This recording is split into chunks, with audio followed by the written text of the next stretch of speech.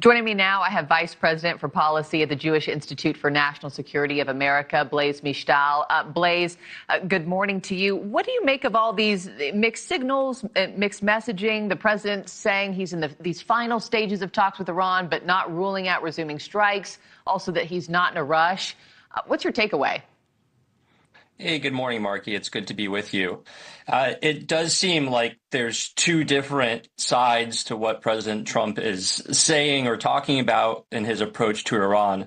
On the one hand, he's put in place this blockade, and he said that time is on his side, and we certainly have seen that the United States Navy has been turning back Iranian ships, intercepting others, and has cut off Iran's ability to export oil. That has to be hurting the regime economically, and President Trump seems to suggest that he's happy to sit and wait until that does real damage to the regime and makes them come to the table and negotiate.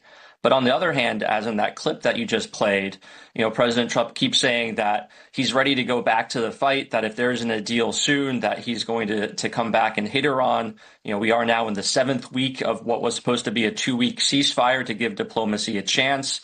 On Monday, he said he was suspending strikes for 2 or 3 days, which would seem to be sometime at the end of this week.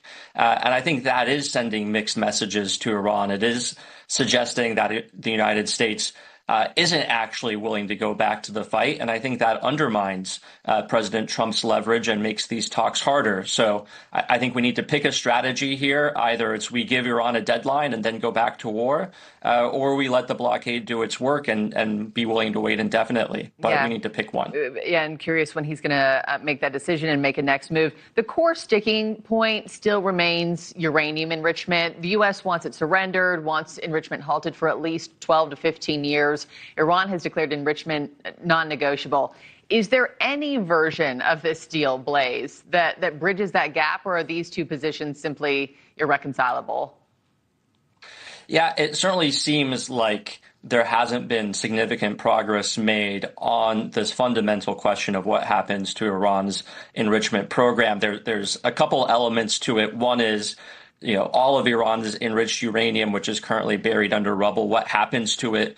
We heard the new supreme leader say just today that can't leave the country, but that is a fundamental U.S. demand, that Iran cannot hold on to that enriched uranium. Then there's the question of whether Iran can continue enriching uranium, if it's going to freeze that enrichment, if so, for how long. And then also what happens in terms of us being able to monitor those enrichment facilities so that we know for sure that Iran is going to pause that enrichment. None of that seems to have any agreement reached yet whatsoever, which makes it really hard to move forward with any deal. The other thing I wanted to ask you about before I let you go, President Trump and Israeli Prime Minister Benjamin Netanyahu reportedly got on this phone call this week that reportedly was pretty testy. The Wall Street Journal is reporting that Israel is highly concerned that any deal Trump strikes with Iran in a rush to end the war won't be tough enough. Do you think at this point we're working from a different playbook than Israel? No, I think fundamentally the interests are aligned. We heard President Trump in that clip say that, this is all about making sure that Iran cannot have a nuclear weapon. I think that is the same position that Israel holds. I think it's a question of means of how we get to that objective.